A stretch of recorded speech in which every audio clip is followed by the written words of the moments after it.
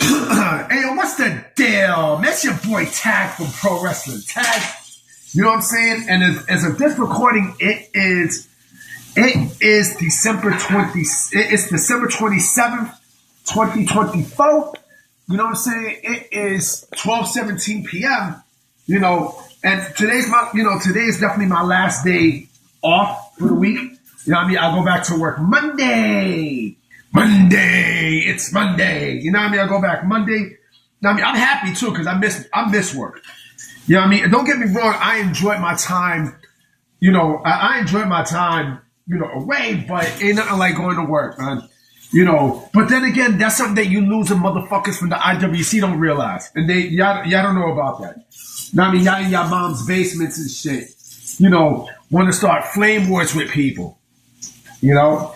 But I want to talk about something that I read today that I thought was like beyond fucking interesting. You know, and that is a report from, and yes, it is from the Wrestling Observer. You know, it was from you know, Dave Meltzer, right? But I do believe him on this one. I strongly believe him because this definitely seems more like what Tony Khan would really do. You know what I mean? Because Tony Khan is now on his Vince shit.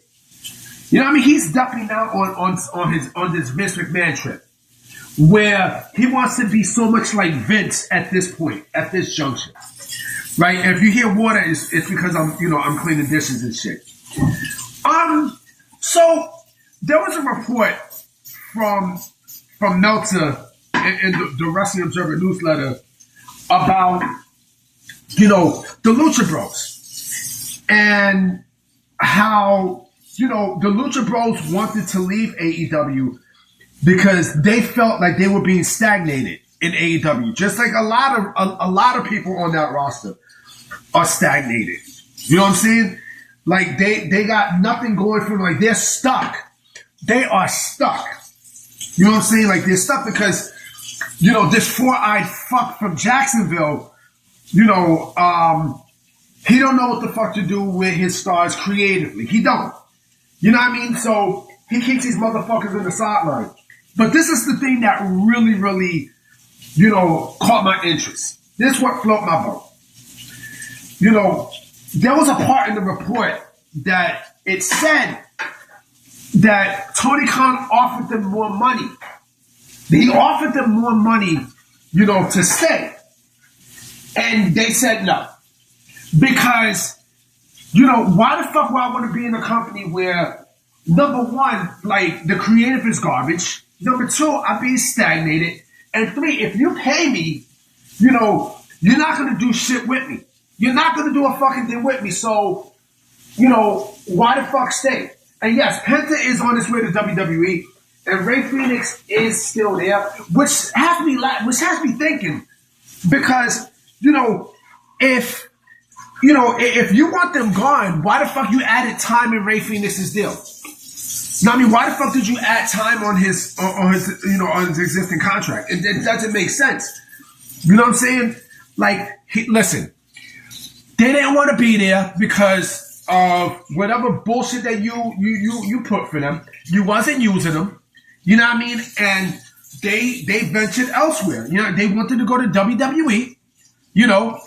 And instead of Tony Khan just letting them go and stuff, you know, he not only he adds time to Ray Phoenix's deal, but also like he basically tried to do the same shit that he did with Jay Cargill. You know, like he offered him more money than what WWE was offering, and she said, "Fuck you, I don't want to be here." Plain and simple, I'm out. You know. And like I said, you're going to start seeing this a lot more with people, man. You're going to start seeing this a whole lot more with more on the roster. You know? It's just a matter of time, man. You know what I mean? It's just a matter of fucking time. Because, you know, just everything in that promotion is just, it's bullshit. You know what I mean? It's bullshit. The creative is bullshit. The atmosphere is bullshit. You know, it's basically another WCW. Like there's no happiness there. Like the morale is low. You know, nobody wants to be there. Nobody wants to be there. And you want to know something funny? You want to know something even more hilarious? You know, and this has a lot to do with AEW. A shitload of this has, you know, a shitload of ton to do with AEW. Last night in WWE's house show event at Madison Square Garden, right there in Manhattan, you know what I mean, for their holiday tour, CM Punk was there, right? And CM Punk ran out in the last part of the show, you know, with a fucking shower cap on and, you know, in a towel, right? And the reason why I brought this up is because he's having fun out there. You know what I mean? He's having so much fun to the point where, you know, this is what pro wrestling is supposed to be. You can't do that in AEW. There is no fun in AEW. There isn't. You know, like, this is a completely, you know, different company than what the fuck you seen back in 2019. And, you know, Punk, you know, people said that Punk was, you know, a cancer in that company, but when you see him do all these things like you see yesterday and you hear all the reports about him and stuff, it seemed like, you know, it's more than the total opposite. It seemed like AEW was the fucking issue. It seemed like All Elite Wrestling was the motherfucking issue. You know, and, you know, that says a lot. That completely says a whole lot. But what I'm getting at is this, right? Nobody in AEW is having fun right now. Nobody.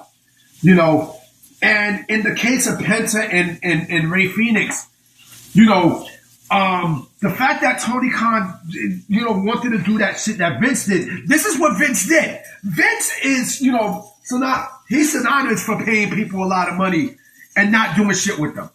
He's synonymous, you know, and like I said, it's a bubble. It's a bubble that's going to have to break at some point.